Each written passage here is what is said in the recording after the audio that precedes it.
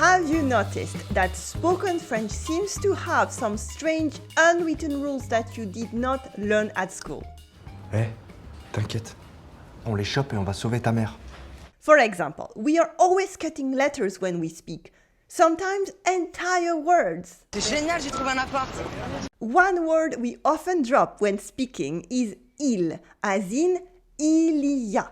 Have you ever heard someone say ya instead? Bon, il y a l'air et il y a la nourriture. Il y a différentes sortes de femmes, Augustine.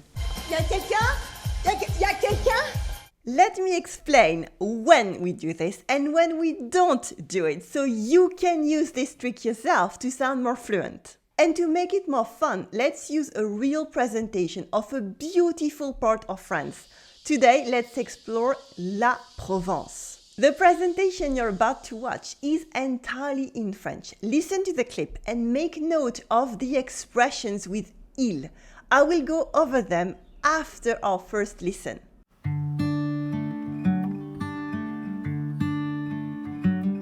Entre les Alpes et la Méditerranée, il y a une région magnifique, la Provence.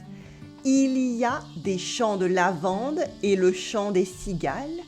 Il suffit de se promener dans un joli village provençal, en plaine ou en montagne, pour découvrir une vraie douceur de vivre. On pourrait croire qu'il fait toujours beau, surtout en bronzant sur une plage ou en se baignant dans les calanques. Dans les grandes villes, il faut se perdre dans les petites ruelles et découvrir soi-même les beautés historiques. Les fontaines d'Aix-en-Provence rafraîchissent les passants et les terrasses des restaurants. Les remparts d'Avignon témoignent de son glorieux passé et servent de décor au festival de théâtre. À Marseille, il est toujours facile de trouver de l'animation chaleureuse sur le port ou dans les rues. La Provence du littoral, c'est aussi la Côte d'Azur. Il est là le glamour, entre le chic de Monaco et la renommée de Saint-Tropez, sans oublier les paillettes du Festival de Cannes. Enfin, pour profiter de la Provence, il vaut mieux s'imprégner des clichés culturels. Oui, il y a le pastis et la pétanque, bien sûr, mais aussi les santons, des films de la Nouvelle Vague, des peintures de Van Gogh et les romans de Marcel Pagnol. Tous ces éléments forment les attraits d'une vie à l'accent du Sud. Yeah! Félicitations! How did it go? This was in correct French, a bit formal, what you could find in books or in your French classes from your childhood a few years or maybe decades ago. I read it somewhat slowly to help you hear the different words and expressions, but this is far from the real speed of everyday spoken French, the real, fast, informal French that you will find in conversations, in movies, or TV shows like Lupin or Call My Agent. So let's try that now. Let's listen again, but this time in real French and without subtitles. You already know what it's about, so try to listen to the differences between our first listen and this one, where we will use the real informal grammar of everyday French, and I will speak faster, of course. Try to notice what happens to our expressions with il. Remember, they were il y a, il fait beau, il faut, il est facile, and il est là. I will give you the translation and explanations for all these right after our second listen. C'est parti.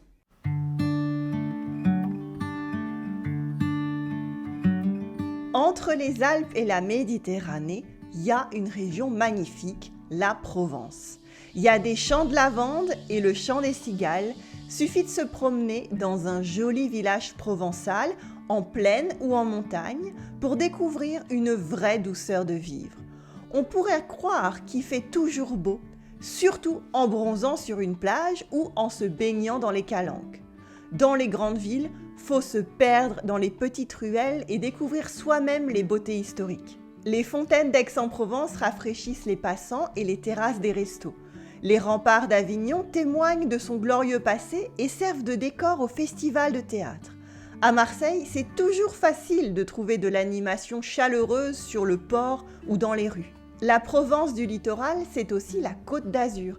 Il est là le glamour, entre le chic de Monaco et la renommée de Saint-Tropez, sans oublier les paillettes du Festival de Cannes. Enfin, pour profiter de la Provence, mieux vaut s'imprégner des clichés culturels.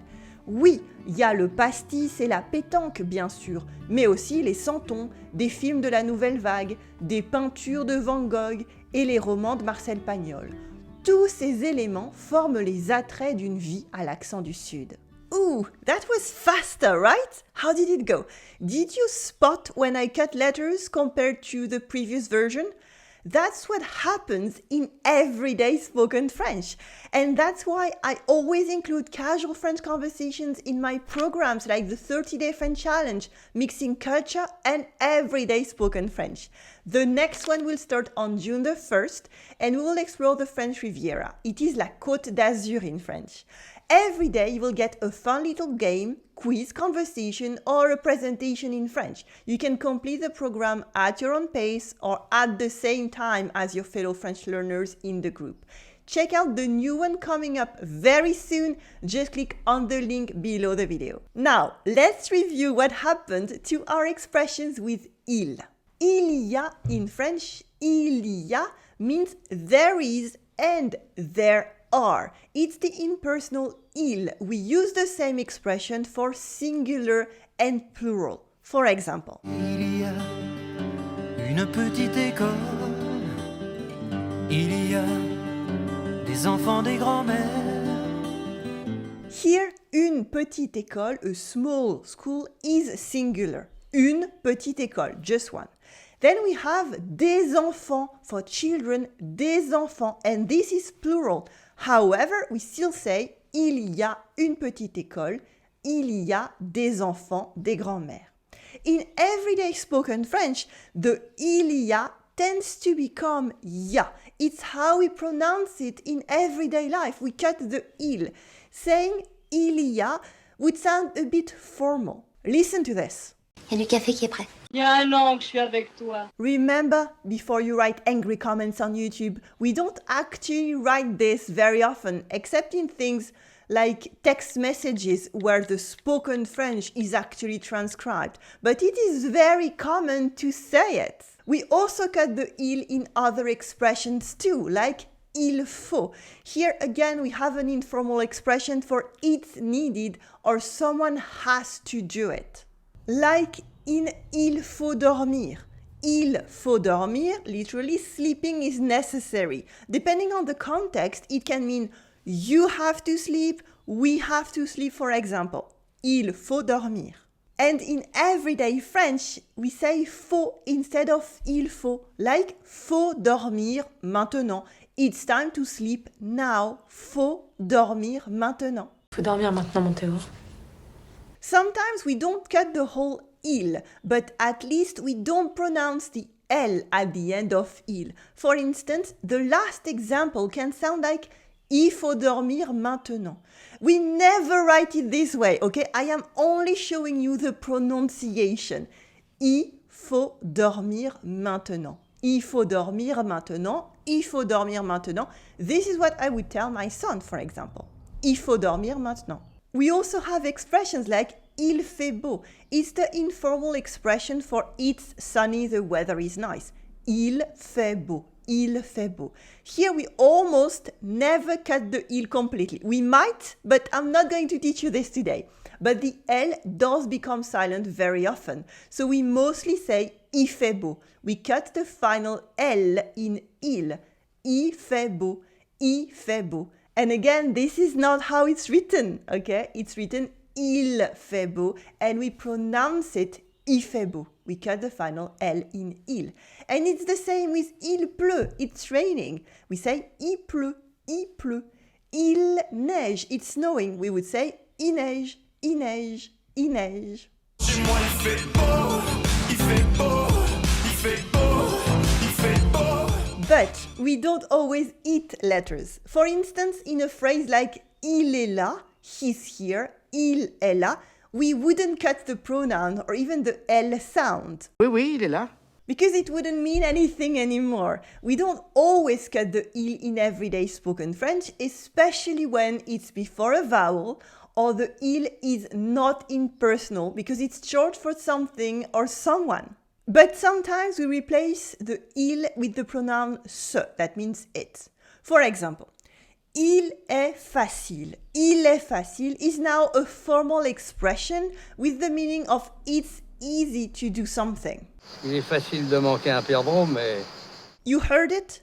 This was a clip from Le Château de ma mère, an adaptation of Marcel Pagnol's novel set in Provence in 1905 and published in 1957. Okay, remember the dates? The ranger says, il est facile de manquer un perdreau. It's easy to miss a partridge. Il est facile de manquer un perdreau. This is how people talked in this era, like 100 years ago. But it's not how people really talk now. Il est facile de manquer un perdreau, mais... This expression has become formal now. We don't use it anymore in everyday life. Instead, we would say, c'est facile de manquer un perdreau. It's easy to miss a partridge. C'est facile de manquer un perdreau.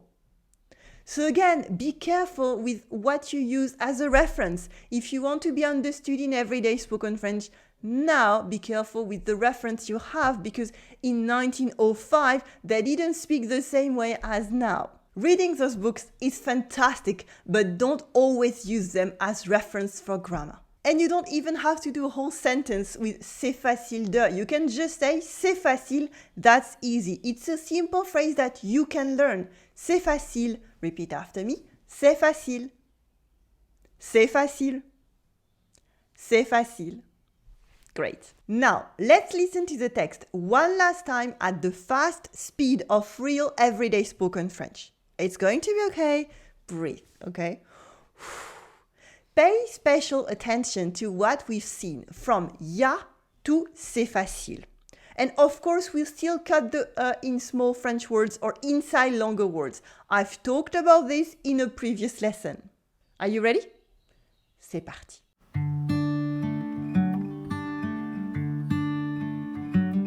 Entre les Alpes et la Méditerranée, il y a une région magnifique, la Provence. Il y a des champs de lavande et le chant des cigales. Suffit de se promener dans un joli village provençal, en plaine ou en montagne, pour découvrir une vraie douceur de vivre. On pourrait croire qu'il fait toujours beau, surtout en bronzant sur une plage ou en se baignant dans les calanques. Dans les grandes villes, il faut se perdre dans les petites ruelles et découvrir soi-même les beautés historiques. Les fontaines d'Aix-en-Provence rafraîchissent les passants et les terrasses des restos. Les remparts d'Avignon témoignent de son glorieux passé et servent de décor au festival de théâtre. À Marseille, c'est toujours facile de trouver de l'animation chaleureuse sur le port ou dans les rues. La Provence du littoral, c'est aussi la Côte d'Azur. Et il est là le glamour, entre le chic de Monaco et la renommée de Saint-Tropez, sans oublier les paillettes du Festival de Cannes. Enfin, pour profiter de la Provence, mieux vaut s'imprégner des clichés culturels.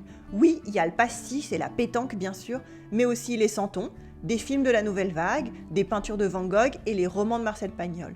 Tous ces éléments forment les attraits d'une vie à l'accent du Sud. Yay! See how spoken French actually sounds? That's much more difficult than what you expected, right? But with Commune Française, I will help you understand all this. Okay, it's your turn now. Let's see what you understood from this lesson with a short quiz of 3 questions. Ready? Question 1. How would you say it's a sunny day in casual French? Fait beau, c'est beau, il fait beau, or ça fait beau? What do you think? Yes, it is. Il fait beau, short for il fait beau. Of course, we wouldn't write it this way. It's il fait beau in written French. Now, question 2. Another short sentence that you can use in everyday French. Which sentence can mean you need to go? Faut partir, suffit partir, vaut partir, or c'est partir. Can you guess? Did you get it? Yes, it was faut partir. Literally, it is necessary to leave or you need to go, we need to go. faut partir. And finally, question 3. How would you say in everyday French it's really easy? Il est très facile. Elle est très facile. C'est très facile. Or faut très facile. What do you think? Il, elle, c'est, or faut? Which one?